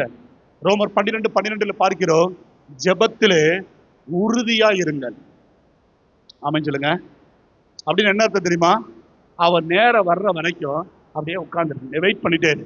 அதான் உறுதிக்கு அடையாளம். ஆண்டவர்ட்ட அழுத்தம் கொடுக்காதீங்க, தயவுசெய்து சொல்றேன். பிரஷர் கொடுக்காதீங்க. அந்த பிரஷர் தான் உங்களை பின்வாங்க செய்யும். அந்த அழுத்தம் தான் உங்களை பின்வாங்க செஞ்சிடும். ஒருவேளை கர்த்தருடைய நேரம் இல்லாவிட்டால், ஆண்டவர் எனக்கு என்ன செஞ்சாரு, நான் இவ்வளவு ஜெபம் பண்ணேன், இவ்வளவு பண்ணுனேன், இவ்வளவு தந்தேன், நான் கேட்டேன் எனக்கு தந்தேற ஆண்டவரே, ஏன் நேரம் அது இல்லையப்பா. என் பிள்ளை கத்தியை கேக்குது, கத்தியை நான் கொடுத்துருவேனா? தரையில உருண்டு பிறண்டு அழுகுது, அப்பா எனக்கு கத்தி வேணும். ஜோயல் கேட்கிறான், அப்பா எனக்கு கத்தி வேணும், கத்தி வேணும், விளையாட கத்தி வேணும் கேட்கிறான். ஐயோ என் பிள்ளை அழுகுதே, என் பிள்ளை உருளுதே, சாப்பிட மாட்டேன்னு சொல்லுது, தண்ணி குடிக்க மாட்டேன்னு சொல்லுது, ஐயோ என்கிட்ட பேச மாட்டேன்னு சொல்லுது. உடனே பெரிய புது கத்தியை வாங்கி இந்தாப்பா விளையாடுப்பா அப்படி கொடுத்துருவேன் நானு. என்னதான் என் பிள்ளை நேசிக்கிறா இருந்தாலும் கத்திய கையில கொடுக்கிற டைம் அந்த டைம் இல்லை. எப்ப கத்தி கொடுக்கணும்? இந்த கத்தியை வேறு விதமா பயன்படுத்தின என்னை தாக்கும், இந்த கத்தி என்னை பாதிக்க வைக்கும் என்று நன்மை தீமை அறிகிற வயசு வரும் பாருங்க, அது வரைக்கும் அந்த கத்தி என்ன செய்ய மாட்டேன் கையில. அதனாலதான் கர்த்தர் சில நேரங்களில் பல ஆசீர்வாதங்கள் நம்ம வாழ்க்கையில பெண்டிங்ல போட்டு வச்சிருக்காரு. நம்ம தான் சோர்ந்து போகிறோம், அவ தர ரெடியா இருக்கிற. ஆமென் சொல்லுங்க. நான் இன்னைக்கு சொல்றேன், தீர்க்க தரிசனமா சொல்றேன், நீங்க ஜெபித்த எல்லா ஜெபத்துக்கும், நீங்க வடிச்ச எல்லா கண்ணீருக்கும் பலன் அனுபவியாம உங்க வாழ்க்கை முடியாது. நிச்சயம் அது உங்க கண்கள் பார்க்கும், அந்நிய கண்கள் அல்ல, உங்க சொந்த கண்களை அதை பார்க்கும் என்று ஆவியானவர் தீர்க்கமாய் சொல்லுகிறார். ஒரு ஜெபமும் பெண்டிங்ல போய் ஆண்டவரே எனக்கு இதை தராம போயிட்டீங்க அப்படி பரலோகத்துல வந்து குற்றம் சாட்ட முடியாது. எல்லாவற்றுக்கும் இங்க கர்த்தர் செட்டில் பண்ணி கர்த்தர் அனுப்புவான். ஆமென் சொல்லுங்க. கர்த்தர் நல்ல. சிம்சோன் காத்திருக்காமல் திருமணம் முடித்தான். சிம்சோன் அப்பா அம்மா சொல்றாங்க இந்த பொண்ணு உனக்கு வேண்டாம். நியாயாதிபதிக புஸ்தகம் 14 அதிகாரம் 1-2 வசனம் வாசிங்க. நியாயாதிபதிக புஸ்தகம் 14 அதிகாரம். சிம்சோன் திம்னாத்துக்கு போய் திம்னாத்திலே பெலிஸ்தரின் குமாரத்திகளில் ஒரு பெண்ணை கண்டு திரும்ப வந்து தன் தாயையும் தகப்பனையும் நோக்கி, திம்னாட்டிலே பெலிஸ்தரின் குமாரத்திகளில் ஒரு பெண்ணை கண்டேன், அவளை எனக்கு கொல்ல வேண்டும் என்றார். அவளை எனக்கு வேணும், அவள் எனக்கு வேணும் அப்படி கேட்கிறான். உடனே அவங்க அப்பா அம்மா சொல்றாங்க, அம்மாவும் அப்பாவும் சொல்றாங்க, விருத்த சேதனம் இல்லாத பெலிஸ்தர் இடத்துல ஒரு பெண்ணை கொல்ல வேண்டியது என்ன, இது வேண்டாம்ப்பா அப்படி சொல்றாங்க. உடனே சிம்சோன் சொல்றான், சிம்சோன் தன் தகப்பனை நோக்கி, அவள் என் கண்ணுக்கு, அவளே எனக்கு கொல்ல வேண்டும், அவளே எனக்கு ரொம்ப நேசிச்சுட்டேன், ரொம்ப லவ் பண்ணிட்டேன். இப்ப என்ன சொல்றாங்க, ரொம்ப இந்த வார்த்தை அப்படிதான் சொல்றாங்க, விட்டு வேண்டாம் முடியாது, ரொம்ப நேசிச்சுட்டேன். இந்த ஸ்டேட்மெண்ட் சொல்றாங்களா இல்லையா? நான் வேதத்தைப்படி சொல்றேன், யாரையும் மென்ஷன் பண்ணல, எவரையும் மென்ஷன் பண்ணல, வேதத்தைப்படி. அவளே எனக்கு பிரியமானவன், அவளே எனக்கு பிரியமானவள், அவதான் எனக்கு வேணும், அவதான் எனக்கு வேணும் அப்படி நின்னா பாருங்க, அவதான் கடைசி அவ வாழ்க்கையின் அழிவுக்கு காரணமா மாறினான். இதே பெலிஸ்திய பெண்ணு தான், பெலிஸ்திய குணத்துல இருக்கிற ஒரு பெண்ணு தான், இவ தலையை மொட்டையடிக்கவும் கண்ணை பிடுங்கவும் கையில விலங்கிடப்பட்டு தூண்ல அடிபட்டு சாகிறதுக்கும் இதே பெலிஸ்திய பெண்ணு தான் காரணமாக மாறினார். அடிச்சு நான் சொல்றேன். 16:4 வாசிங்க. 16:4 வாசிங்க. பின்பு அவன் சோரேக் ஆற்றங்கரையில் இருக்கிற தெலிலாள் என்னும் பேருள்ள ஒரு ஸ்திரீயோட சிநேகமாய் இருந்தான். மறுபடியும் தெலிலாள் அந்த பெண்ணை விட்டுட்டான், அந்த பெண்ணை இன்னொரு பெண்ணை கொடுத்துட்டாங்க, இன்னொரு பையனை கொடுத்துட்டாங்க. அடுத்து பெலிஸ்திய பெண்ணு. ஆண்டு அப்பயும் அவங்க அப்பா சொல்றாங்க, பெலிஸ்திய பெண்ணு வேண்டாம், பெலிஸ்திய பெண்ணு வேண்டாம், ரட்சிக்கப்படாத பெண்ணு வேண்டாம், ரட்சிக்கப்படாத பெண்ணு வேண்டாம் அப்படி சொல்லும் பொழுது அவன் கேட்கவே இல்லை. மறுபடியும் போய் அந்த தெலிலாளோட சம்மந்தப்படுத்தான். இந்த தெலிலாலோ ஒரு பெலிஸ்திய பெண்ணு. இதுக்கு அப்புறம் தான் வாழ்க்கையை முடியுது. இதுக்கப்புறம் தான் அந்த வாழ்க்கை முடியுது. அந்த பெலிஸ்தியர்கள் வந்து அவன் தலையை மொட்டை அடிக்கிறாங்க. 21 வாசிங்க. 21. பெலிஸ்தியர் அவனை பிடித்து அவன் கண்களை பிடுங்கி அவனை காசாவுக்கு கொண்டு போய் அவனுக்கு 2 வெண்கல விலங்கு போட்டு சிறைச்சாலையிலே மாவரைத்துக் கொண்டிருக்க வைத்தார்கள். அடுத்து அவன் தலைமையில் சிறைப்பட்ட பின்பு திரும்பவும் உழைக்க தொடங்கிற்று. அவன் தலைமையில் சிறைக்கப்பட்டது. கர்த்தர் அவனை விட்டு போனார். எது வேண்டாம் என்று தாய் தகப்பன் சொல்லுகிறார்களோ அது உன் வாழ்க்கையில் ஆசீர்வாதமா இருக்காது. ஆமாம் சொல்லுங்க. இது மற்றவங்களுக்கு இந்த செய்தியை அனுப்புங்க. இந்த செய்தியை மற்றவங்களுக்கு ஃபார்வர்டு பண்ணுங்க. தயவுசெய்து சொல்றேன். எதை தகப்பனு தாய் வேண்டாம் என்று சொல்லுகிறார்களோ, எதை பரிசுத்தவான் பாஸ்டர் வேண்டாம் என்று சொல்லுகிறார்களோ அதை தயவு செய்து கையில் எடுக்காதீங்க. போராடி எடுக்கணும்னு நினைக்காதீங்க. போராடி அதுல மேற்கொள்ள நினைக்காதீங்க. நான் சாதிச்சிட காலர் தூக்காத. முடிவிலே அதுதான் ஓ ஆவிக்குரிய வாழ்க்கைக்கு அது அழிவாக கொண்டு வந்து நிறுத்தும். அது சந்தேகமே கிடையாது. ஏன் பைபிள் இப்படி சம்பவம் எழுதி வச்சிருக்கிறா? நம்ம வாழ்க்கையில இதே பாதிப்பு வர தூண்டும். ஒரு வேலை வந்து ரட்சிக்கப்பட்டு கர்த்தருடைய பிள்ளையா மாறி கர்த்தரோட நெருக்கமாயிட்ட தப்பிச்சிட்டோம். இல்லாட்டினா சோழி முடிஞ்சிச்சு. ஆரம்பத்தில் அந்த கலையை வெட்டி எரியணும். ரட்சிக்கப்பட்ட பெண்ணு, ரட்சிக்கப்பட்ட பையன், ரட்சிக்கப்பட்ட பெண்ணை தான் கல்யாணம் முடிக்கணும். ரட்சிக்கப்பட்ட பெண்ணு, ரட்சிக்கப்பட்ட பையனை தான் கல்யாணம் முடிக்கணும். அவள் எனக்கு பிரியமானவன், நான் ரொம்ப லவ் பண்ணிட்டேன், ரொம்ப நேசிச்சுட்டேன், என்னால மறக்க முடியல, என்னால விட முடியல அப்படின்னா நீ அவனை பிடிப்ப. அபிஷேகம் உன்னை விட்டு போயிரும். கர்த்தர் உன்னை விட்டு போயிருவார். கிருபை உன்னை விட்டு போயிரும். உன் முடி உன்னை விட்டு போயிரும். உன் அழகு உன்னை விட்டு போயிரும். உன் மகிமை உன்னை விட்டு போயிரும். சிம்சனை போல மொட்டை அடிக்கப்பட்டு கண்ணு குருடாக்கப்பட்டு கேவலமாய் நிற்கிற ஒரு சூழ்நிலை வந்து எல்லாரும் சிரிக்கிற ஒரு நிலைமை வந்து விடும். இதுதான் பிசாசு தந்துரும். எப்படா தேவனுடைய பிள்ளையை வெட்கப்படுத்தி சிரிக்க வைக்கலாம்? நிறைய பேர் வாழ்க்கை அப்படிதான் ஓடுது. கவனமா இருக்க கர்த்தர் கிருபை தருவாராக. பெலிஸ்தியரோடு சம்பந்தம் பண்ணக்கூடாது. ஆமா சொல்லுங்க. பெலிஸ்தியரோடு சம்பந்தம் பண்ணவே கூடாது. பெலிஸ்தியரோடு உறவாடக்கூடாது. பெலிஸ்தியரோடு ஐக்கியமாக கூட கர்த்தருடைய நேரத்துக்காக நாம் காத்திருக்க கர்த்தர் கிருபை தருவாராக. ஏற்ற நேரத்தில் தேவன் நமக்கு கொடுக்கிற 3 நன்மைகள். முதலாவதாக வாசிங்க. காத்திருந்து பெற்றுக்கொள்கிற 3 நன்மைகள் நான் சொல்ல விரும்புகிறேன். நீ காத்திருந்தால் கர்த்தர் உனக்கு கொடுக்கிற 3 ஆசீர்வாத நன்மைகள் வாசிங்க. எசேக்கியேல் புஸ்தகம் 34வது அதிகாரம் 26வது வசனத்தின் பின்பகுதி வாசிங்க. சத்தம் வாசிங்க. எசேக்கியேல் 34 26வது வசனத்தின் பின்பகுதியை பார்த்தீங்கன்னா தெரியும். ஏற்ற காலத்திலே ஆசீர்வாதமான மழை பெய்யும் என்று ஆவியானவர் சொல்லுகிறார். ஏற்ற காலத்திலே ஆசீர்வாதமான மழை பெய்யும். எல்லா வாயத்தையும் சொல்லுங்க. எல்லா வாயத்தையும் சொல்லுங்க. எழுதுற ஸ்டாப் பண்ணுங்க. இப்ப வாயத்தை நீங்க பேசணும். ஏற்ற காலத்துல கர்த்தர் கொடுக்கிற ஆசீர்வாதத்துல முதல் ஆசீர்வாதம் என்னது? மழை. அது என்ன மழை? ஆசீர்வாதமான மழை. மழை மகிழ்ச்சியை கொண்டு வரும். மழை செழிப்பை கொண்டு வரும். கவனிக்கிறீங்களா? மழை தரித்திரத்தை மாற்றும். குடும்பத்தில் ஆசீர்வாதம் வேணும், தரித்திரம் மாறணும், வறுமை நீங்கணும், கஷ்டம் நீங்கணும். கவனிக்கிறீங்களா? என்ன கவனிக்கல? அதனால நான் பேசிட்டே இருக்கேன். கவனிக்க. நிறைய குடும்பத்தில் தரித்திரம் மாறல. 31 நாளுமே ஒரு குடும்பம் செழிப்பாக வாழல. 15 நாள் நல்லா இருக்கு, 20 நாள் நல்லா இருக்கு, அடுத்த 10 நாள் தரித்திரமா போகுது. இது கர்த்தருடைய ஆசீர்வாதத்திற்கு குடும்பம் கிடையாது. தேவனால் ஆசீர்வதிக்கப்பட்ட குடும்பம் கிடையாது. 31 நாளுமே ஆசீர்வாதமான மழை அந்த குடும்பத்தில் இருக்க வேண்டும். கர்த்தருடைய நேரத்துக்காக காத்திருக்கும் பொழுது, கர்த்தருடைய நேரத்துக்காக வெயிட் பண்ணுகிற குடும்பம், ஏற்ற காலத்துல அந்த குடும்பத்துல ஆசீர்வாதமான மழை பெய்யும்.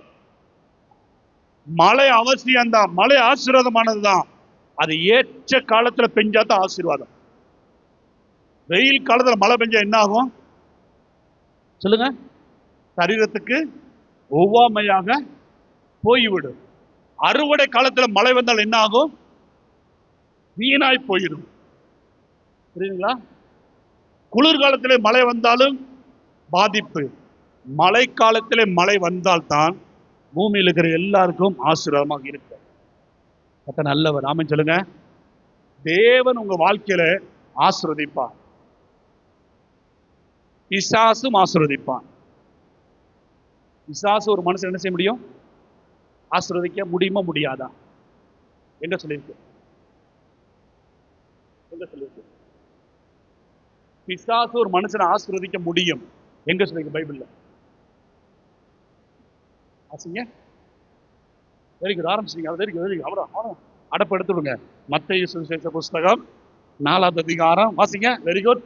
இப்படிதான் இருக்கணும், தெளிவா தெளிவா. ஆமா, ஏதோ ஒரு ஞாபகம் வருது பாருங்க, எங்கேயோ படிச்ச ஞாபகம் வருது. பாஸ்டர் 4ஆம் அதிகாரம் 9ஆம் வசனம், 8ஆவது வசனம், 9ஆவது வசனம் வாசிங்க. மறுபடியும் பிசாசு அவரை மிகவும் உயர்ந்த மலையின் மேல் கொண்டு போய் உலகத்தின் சகல ராஜ்யங்களையும் அவைகளின் மகிமையையும் அவருக்கு காண்பித்து, நீர் சாஷ்டாங்கமாய் விழுந்து என்னை பணிந்து கொண்டால் இவைகளை எல்லாம் உனக்கு தருவேன் என்று சொன்னார். யார் சொல்றா?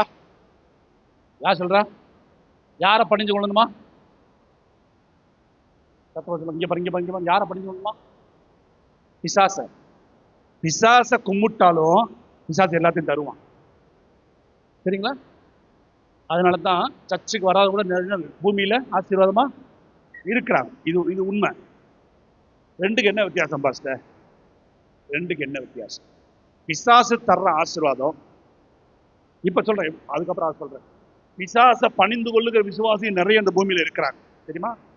நான் ஏற்கனவே சொன்னேன் பாத்தீங்களா, தேவனை விட்டு அப்புறப்படுத்துகிற எந்த செயலும் எந்த மனிதனும் பிசாசுடைய தூதன். பிசாசுடைய ஒரு சாதாரண ஒரு காது குத்து ஒரு பேப்பர் உங்களை தேவனை தொழுது கொள்ளாம உங்களை அப்புறப்படுத்தினா அந்த பேப்பர் தான் பிசாசுடைய. ஒரு கல்யாண காரியம் உங்களை தேவனை தொழுது கொள்ளாம தேவனை விட்டு அப்புறப்படுத்தினால் அது பிசாசுடைய தூதன். திரும்ப திரும்ப சொல்றேன், என்ன கோச்சிட்டான்னு பரவாயில்ல, இது கர்த்தருடைய வார்த்தை. சத்தியத்தை சொன்னதுனால சிலருக்கு சத்துருவாக மாறலாம், பரவாயில்ல, நான் அதை பத்தி கவலைப்படுறது. உண்மையை உரைக்கிறதா ஊழியக்காரனுடைய தான் வேலை. ஒரு வேலை எடுக்கிறோம், தேவனை தொழுது கொள்ள நேரம் இல்ல, டைம் இல்ல, பாச வேலை ஓடுறான், அந்த வேலையே உனக்கு பிசாசா இருக்கும். ஆமென் சொல்லுங்க. கர்த்தரை தேட விடாம நானே தடுத்தாலும், என் மனைவியை நானே ஜெபிக்க விடாம என்ன உட்காந்து எப்ப பார்த்தா ஜெபம் பண்ணிட்டு இருக்கிற, போய் வேலை செய், போ சோறு கொண்டு வா. அந்த ஜெபத்தை நான் தடுத்த அந்த நேரத்தில் நான் ஆகாரத்தை உட்கொண்டால் நான் யார் என்று வேதம் சொல்லுகிறது. வெரி குட், இதெல்லாம் கரெக்டா சொல்லுவீங்க.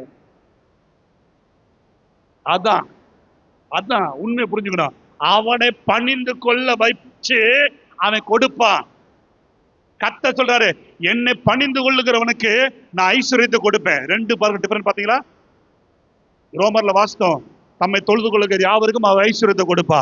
இங்க சொல்றாரு, ஆண்ட பிசாசை தொழுது கொள்றதுக்கு ஐஸ்வர்யம் வரும். ரெண்டுக்கு என்ன வித்தியாசம் பாஸ்டர்?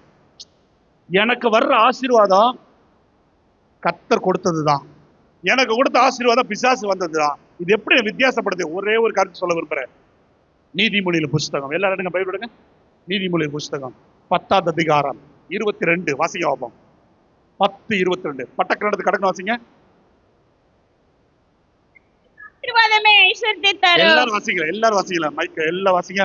கர்த்தரின் ஆசீர்வாதமே ஐஸ்வர்யத்தை தரும், அதனோட அவர் வேதனையை கூட்டார். இப்ப அப்படியே தோசையை பரட்டுங்க. பிசாசின் ஆசீர்வாதம் ஐஸ்வர்யத்தை தரும், அதனோட வேதனையும் கூடும். கர்த்தரின் ஆசீர்வாதம் ஐஸ்வர்யத்தை தரும், அதுல வேதனை. பிசாசின் ஆசீர்வாதம் வேதனை இருக்கும். கோடி கோடியா சம்பாதிச்சாலும் வேதனை இருக்கும், வியாதி இருக்கும், செலவினங்கள் இருக்கும், ஓட்ட பையில போட்ட காசு மாதிரி ஓடும். ஆனா கர்த்தரின் ஆசீர்வாதம் மட்டும்தான் நீர்த்தேக்கத்தில் தேக்கி வச்ச நீரை போல வேதனை இல்லாமல் ஆசீர்வாதமாக இருக்கும். ஆமென் சொல்லுங்க. அவசரப்படக்கூடாது, ஆசீர்வாதத்துக்காக அவசரப்படக்கூடாது. உபாகமம் 28:12 போட்டிருக்குது, ஏற்ற காலத்திலே மழையை நான் கட்டளையிடுவேன், அப்பொழுது உனக்கு பயிர் வரும், உன் தேசத்தில் ஆசீர்வாத விளைச்சல் வரும், நீயோ கடன் வாங்காதிருப்பாய், கடனை கொடுப்பாய். அப்போ ஒரு பிள்ளைகள் வாழ்க்கையில கடன் வருது என்றால் அந்த குடும்பத்திலே கர்த்தருடைய ஆசீர்வாதம் இல்லை என்ற அர்த்தம். நீங்க தேவைக்காக வாங்கி இருக்கலாம், சூழ்நிலையினால வாங்கி இருக்கலாம். இன்றைக்கு ஒரு தீர்மானம் எடுங்க. இன்னைக்கு ஒரு தீர்மானம் எடுங்க. தேவனுடைய பிள்ளையின் வாக்குத்தத்தம் என்ன?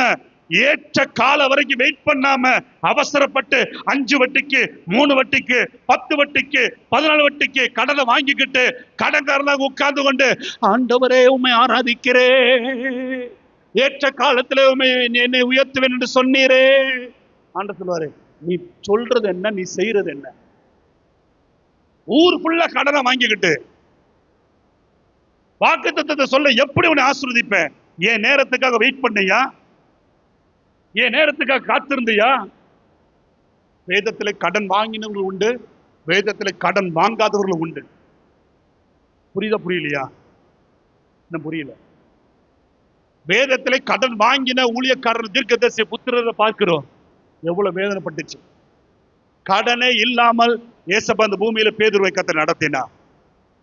ஆமா சொல்லுங்க. வரி பணம் கொடுக்கணும், எவன்கிட்ட இப்ப கடன் வாங்க சொல்லல, போயா போய் வேலை செய்ய, நான் சொல்றதை செய்ய, அங்க உனக்கு காசு கிடைக்கும், அந்த வச்சு வரியை கட்டு. பேதுருவை கடன் வாங்க கர்த்தர் விடல. 2 பேரை கர்த்தர் காட்டுகிறா. பழைய ஏற்பாடுல கடன் வாங்கி உபத்திரவப்பட்டவர்கள், புதிய ஏற்பாடுல கடன் வாங்காமல் மகிமையா குடும்பத்தை நடத்தின பேதுரு. இன்னைக்கு ஒரு தீர்மானம் எடுங்க தயவு செய்து. எல்லாருக்கும் இந்த புத்திமதியா கர்த்தர் சொல்றாரு, அவசரப்படாத.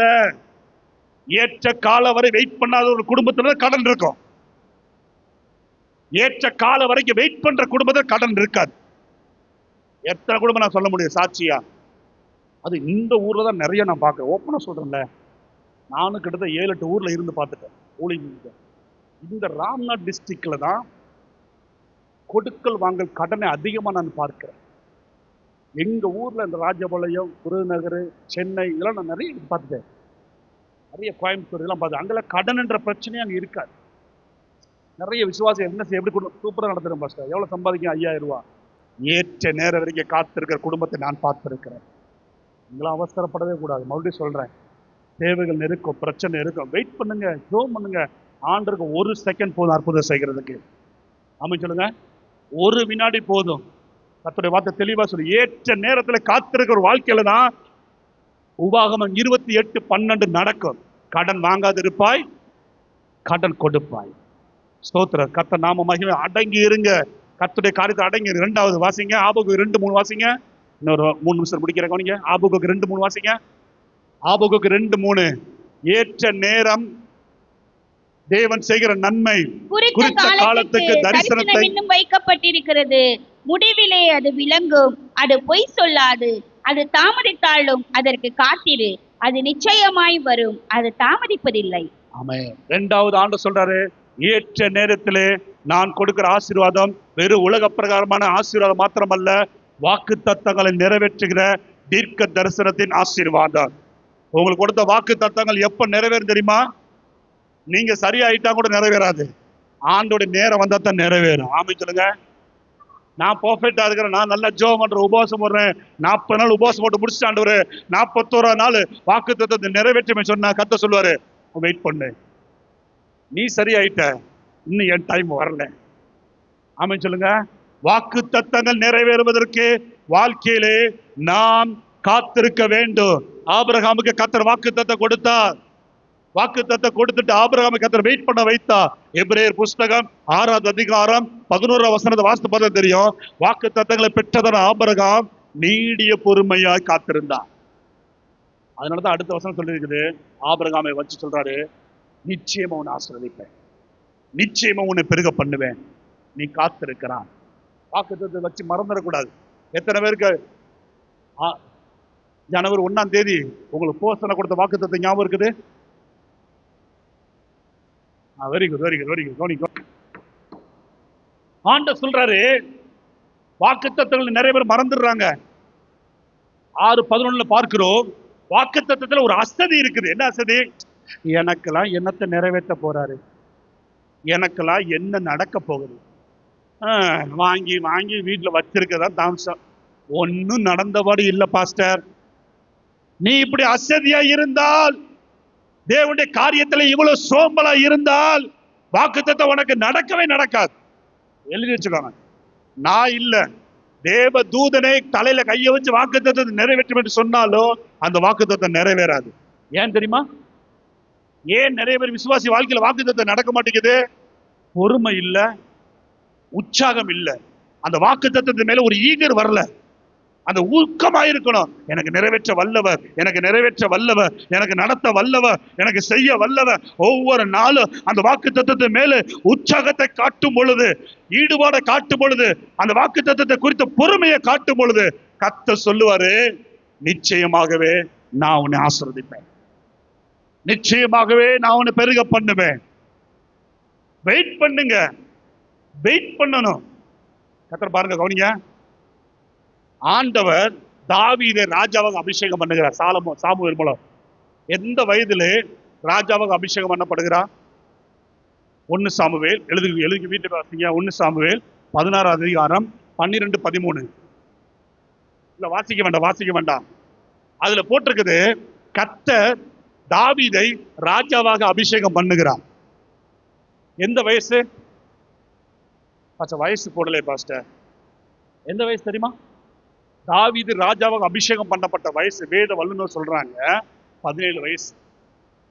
17 வயது வாலிபன் தான் அவன் தாவீது. அவனை கர்த்தர் ராஜாவாக அபிஷேகம் பண்ணுகிறான். 17 வயதுல வாக்குத்தத்தம். என்ன வாக்குத்தத்தம்? நீ சமஸ்த இஸ்ரவேலருக்கும் ராஜாவாக இருப்பாய். உடனே அடுத்த நாளை சிங்காசனத்தில் போய் உட்கார்ந்துட்டாரா? இல்ல. வாக்குத்தத்தத்தை குறித்து அவன் அசதியா இருந்தானா? இல்ல. சங்கீதம் முழுவதும் 150 சங்கீதத்துல பாதி சங்கீதமே அவர் எழுதியிருக்கிறாரு, கர்த்தர் எனக்கா யாவையும் செய்து முடிப்பார், செய்வார். வாக்குத்தத்தத்தை விடல, அபிஷேகத்தை மறக்கல, தேவன் நிரப்பினதை மறக்கல, தேவன் கொடுத்ததை மறக்கல. நானும் உன் பேரு நினைவா இருக்கிறேன், நானும் சிறுமை மெலுமைய மாணவ, கர்த்தர் என் மேல் நினைவா இருக்கிறார், அதனது காலத்தை நேர்த்தியா செய்வா, என் காலங்கள் அவர் கரத்தில் இருக்கிறதே. என்னை கர்த்தர் உயர்த்துவா, என்னை கர்த்தர் மேன்மைப்படுத்துவா, நான் வெட்கப்பட்டு போக மாட்டேன். வாக்கு தத்தத்தை மேல ஒரு ஈகர் காட்டினார். ஈடுபாடு. அவனிங்க 17 வயதுல இருந்து ஜெபிக்க ஆரம்பிக்கிற வாக்கு தத்தத்தை குறித்து. எப்ப நிறைவேற்று தெரியுமா? 2 சாமுவேல் 5 அதிகாரம் 4 வசனத்துல பார்த்தேன்னா தெரியும். எந்த வயது தெரியுமா? வாசிங்க. 2 சாமுவேல் 5:4. எத்தனை வயது? 30 வயதா இருந்தான். கவனிங்கம்மா, கவனி, ரொம்ப முக்கியம். 17 வயசுல வாக்கு தத்தம் நிறைவேறினது. அப்ப எத்தனை வருஷம் காத்திருக்கிறான்? 13 வருஷம். 13 வருஷம் ஒரு வார்த்தைக்காக காத்திருக்கிறான். நம்ம அப்படி இருக்க முடியுமா? 13 நாள் காத்திருக்க முடியல, 13 வாரம் காத்திருக்க முடியல. அவசரம். உடனே ஏதாவது ஒண்ணு செஞ்சிடலாமா, ஏதாவது குறுக்கு பத்தி ஒண்ணு செஞ்சலாமா, எதையாவது யோசிச்சு ஏதாவது வாங்கிடலாமா? புரியுங்களா? நீங்க ரொம்ப முக்கியம். காத்திருங்க. கர்த்தர் சொன்னா மட்டும் அந்த காரியத்தை செஞ்சு பழகுங்க. அவசரப்பட்டு வீடு வாங்குறதோ, அவசரப்பட்டு கல்யாணம் முடிக்கிறதோ, அவசரப்பட்டு குழந்தைய பெற்றுக்கிறதோ, அவசரப்பட்டு வேலைக்கு போகிறதோ, அவசரப்பட்டு படிப்பு காரியத்தில் ஈடுபடுகிறதோ, அவசரப்பட்டு ஊழியத்தை கையில் எடுக்கிறதோ, never do that. அது ஒரு நாள் செய்யவே கூடாது. Don't do that. அவசரப்படக்கூடாது. தாவீது 13 வருஷம் பொறுமையா அந்த வாக்குத்தத்தை பெற்றுக்கொள்ள. அதே போல யோசேப்புக்கு வாக்குத்தத்தை கர்த்தர் கொடுத்தா. எந்த வயசு? 17 வயது. 17 வயதுல வாக்குத்தத்தை கொடுத்தா. வாசிங்க. 37 அதிகாரம் 2வது வசனம் வாசிங்க. ஆதியாகமம் 37 2வது வசனம் வாசி பார்த்தது. 37 17 வயது. எத்தனை வயது? 13 17. Very good. தெளிவாய்க்கோங்க. யோசேப்புக்கு ஒரு வாக்குத்தத்தம். என்ன வாக்குத்தத்தம்? 5வது வசனம் போட்டிருக்குது, எல்லாரும் உன்னை வணங்குவாங்க. எல்லாரும் உன்னை 7வது வசனம் பார்த்தே தெரியும். எல்லாரும் உன்னை சுற்றி வணங்குவாங்கப்பா, நீ ராஜாவா உட்காருவேன். உடனே அடுத்த நாள் நடந்துச்சா? இல்ல. எப்ப நடந்துச்சு தெரியுமா? 41 46. வாசிங்க. 41 46. என்ன வயசு? அப்ப என்ன வயசு? எத்தனை வயசு ஆகுது? 17 வயசுல தரிசனம், 30 வயசுல நிறைவேறுது. அப்ப எத்தனை வருஷம்? நீங்க எவ்வளவு காத்திருக்கீங்க? காத்திருக்கிறதுக்காக ஸ்தோத்திரம். தயவு செய்து இன்னும் நடக்கவில்லை என்றால் இன்னும் காத்திருங்க. வாக்குத்தத்தை தூக்கி எரிஞ்சிடாதீங்க, அட்டையை தூக்கி எரிஞ்சிடாதீங்க. பொறுமையாய் காத்திருங்க. கர்த்தர் சொன்னதை செய்து முடிப்பார். வாக்குத்தத்தத்தை நிறைவேற்றுவார். ஏற்ற காலத்தில் ஆசீர்வாதத்தை கொடுப்பார். மூன்றாவது ஏற்ற கால வாக்குத்தத்தம் சொன்னது போல உங்களை உயர்த்துவா. சொல்லுங்க உயர்த்துவா. சொல்லுங்க உயர்த்துவா. சொல்லுங்க. தாவீது ஏற்ற காலத்துல உயர்த்தப்பட்டான். அப்சலோம் குறுக்கு வழியில உயர்த்தப்படுவதற்கு முயற்சி செய்தான். 2 சாமுவேல் புஸ்தகம் 15வது அதிகாரம் 1-6 வசனம் வாசித்து பார்த்தா தெரியும். 2 சாமுவேல் புஸ்தகம் 15வது அதிகாரம் 2 சாமுவேல் 15. எடுங்க எல்லாம் எடுங்க. எடுத்துட்டீங்களா? 1ஆம் வசனத்திலிருந்து 6ஆம் வசனம் வாசித்து பார்த்தா தெரியும். அப்சலோம் குறித்து அங்க பார்க்கிறோம். அப்சலோம் குறுக்கு வழியிலே காரியத்தை சாதிக்க அவன் முயற்சி செய்தான். 5ஆம் வசனம் போட்டு, எவனாகிலும் தாவீதை பார்க்க வந்தா இவன் முன்னாடி போய் அவனை வணங்கி அவனை கட்டி தழுவி முத்தம் செய்வான். இப்படியாக அப்சலோம் இஸ்ரவேலுக்கு ராஜாவாக ஏற்படுவதற்கு எல்லாருடைய இருதயத்தை கவர்ந்து கொண்டான். அப்சலோம் ராஜாவாக முயற்சி செய்தான். ராஜாவாக ட்ரை பண்ணி அந்த அதிகாரம் முழு வாசித்து பாருங்க. சுருக்கமா சொல்றேன் கவனிங்க. எங்க அப்பா ராஜாவாக கூடாது, அவருக்கே தெரியக்கூடாது நான் ராஜாவாகணும். தேவன் தாவீதை உயர்த்த சித்தம் கொண்டா, அப்சலோமை உயர்த்த கத்த சித்தம் கொள்ளல. ரொம்ப ட்ரை பண்றான். 15 அதிகாரம் 16, 17, 18 வரை ட்ரை பண்றான். 18:9 வாசிங்க. குறுக்கு வழியில உயர்த்தப்பட நினைச்சவனை தாவீதின் சேவகருக்கு எதிர்பட்டான். அப்சலோம் கோவேறு கழுதையின் மேல் ஏறி வரும்போது அந்த கோவேறு கழுதை தன்னல் பின்னலான ஒரு பெரிய கர்வாலி மரத்தின் கீழ் மரத்தில் மாட்டிக்கொண்டு அவன் வானத்துக்கும் பூமிக்கும் நடுவே தொங்கினான். அவன் ஏறி இருந்த கோவேறு கழுதை அப்பாலே போயிற்று. போதும். அவன் தொங்கினான், பூமிக்கு வானத்துக்கு நடுவே தொங்கினான். ராஜாவாக உட்கார நினைத்த அப்சலோம் கர்த்தர் கைவிட்ட, உதவி செய்ய முடியல. குறுக்கு வழியில உயர்வை தேடக்கூடாது, குறுக்கு வழியில பணக்காரனாக நினைக்க கூடாது.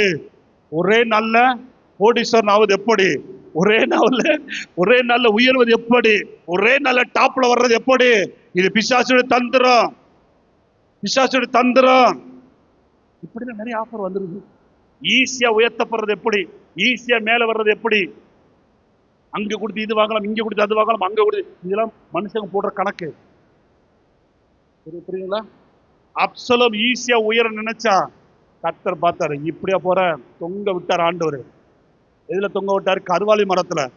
வானத்துல தெளிவா எழுதிக்கு, வானத்துக்கு பூமிக்கு நடுவுல தொங்கினானா. காலு கீழே இறங்கிடக்கூடாது, மேலே நீ வந்துடக்கூடாது. கடைசி என்னாச்சு? ஒருத்தன் வந்தா ஈட்டியை வச்சு குத்துனா செத்தே போயிட்டான். வாழ்க்கை முடிஞ்சு. ராஜாவை உயர நினைக்கிற, என் திட்டம் தாவீது, என் திட்டம் நீ கிடையாது. நீ அவனுக்கு பிள்ளையாதான் இருக்கணும், ராஜாவாக முடியாது. ஈஸியா குறுக்கு வழியிலே தேவன் திறக்காத கதவை நீங்க திறக்க நினைக்காதீங்க. தேவன் கொடுக்காத உயர்வை நீங்க பெறணும்னு நினைக்காதீங்க. புரியுதுங்களா? யாராவது ஏதாவது கொடுக்குறாங்கன்னா, எல்லாம் செய்ய நினைக்க வர்றாங்கன்னா உடனே போய் ஜோம் பண்ணுங்க. நாளைக்கு உங்களுக்கு செய்ய போறேன், நான் உங்களுக்கு தரப்போறேன் அப்படின்னு சொன்னா, அப்படியா வாங்க, உங்களை தான் எதிர்பார்க்கிறேன் வாங்க அப்படின்னு சொல்லிடக்கூடாது. போய் தேவ சமுத்திரம் உட்காந்து ஜோம் பண்ணி, வர்றது நீர் தானா, வர்றது தேவ தூதனா, பிசாசு தூதனா, எனக்கு நீர் சொல்லும் என்று தேவ சமூகத்துல போய் உட்கார்ந்து ஜோம் பண்ணுங்க. ஆமென் சொல்லுங்க. அல்லேலூயா. ஜோம் பண்ணி கத்த சமாதானம் கொடுத்து, வார்த்தை கொடுத்து, வசனத்தை கொடுத்து உங்களை நடத்தினால் ஏற்றுக்கொள்ளுங்க. வார்த்தையும் வரல, வசனமும் வரல, சமாதானம் இல்லை, மனசு படபடக்கு ஒரு மாதிரியா இருக்குது, மைண்டு மட்டும் ஓகே சொல்லுது, இறுதியை ஓகே சொல்ல மாட்டேங்க அப்படின்னா தயவு செய்து நோ, கெட் அவுட் அப்படின்னு சொல்லிடுங்க. அது எவ்வளவு பெரிய ஆளாக இருந்தாலும் பரவாயில்ல, உங்க ஆஃபர் எனக்கு வேண்டாம் என்று விலக்கி விடுங்க. விசுவாசிகள் ரொம்ப ரொம்ப கவனமாக இருங்க. ஏற்ற நேரத்தில் உன்னை ஆசீர்வதிப்பா, ஏற்ற நேரத்தில் வாக்குத்தத்தத்தை நிறைவேற்றுவா, ஏற்ற நேரத்தில் தேவன் உன்னை உயர்த்துவா.